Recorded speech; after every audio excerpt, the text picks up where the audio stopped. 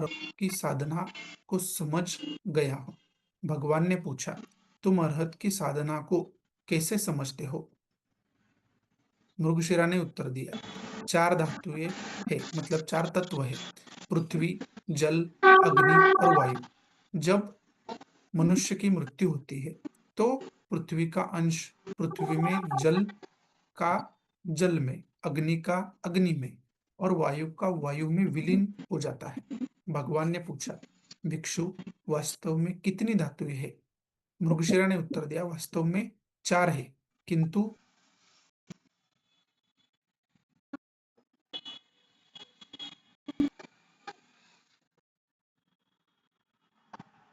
नाखून, दांत, त्वचा, मांस, नसें, हड्डियां, मज्जा, मस्तिष्क आते, यकृत और गुर्दे आते हैं।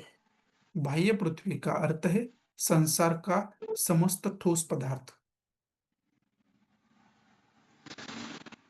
जल तत्व मतलब पानी का तत्व क्या है? जल तत्व दो प्रकार का होता है, आंतरिक जल तत्व और बाह्य जल तत्व। आंतरिक जल तत्व क्या है? लार, थूक, आंसू, मूत्र, रक्त और मज्जा, इन्हें आंतरिक जल तत्व कहा जाता है। और जो बाहरी कोमल या द्रव पदार्थ है उन्हें बाह्य जल तत्व कहा जाता है। यही जल तत्व के दो प्रकार हैं। अग्नि को दो रूप है, अग्नि के दो रूप है। आंतरिक अग्नि वह है जो भोजन को पचाती है। बाह्य अग्नि संसार की समस्त ऊष्मा और ऊर्जा है।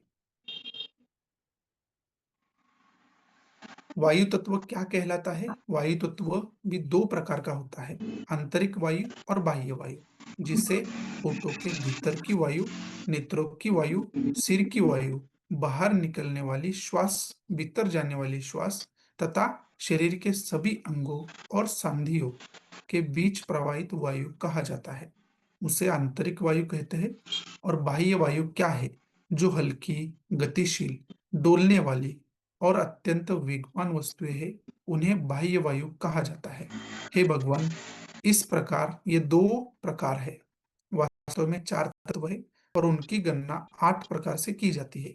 इस प्रकार हे भगवान, मैं इस सिद्धांत को देखता हूँ कि जब मनुष्य की मृत्यु होती है तब ये चारों तत्व अपने अपने मूल में लौट जाते हैं। उस समय मृगशिरा ने बुद्ध के वचनों को सुना और प्रसन्नतापूर्वक उनका पालन किया।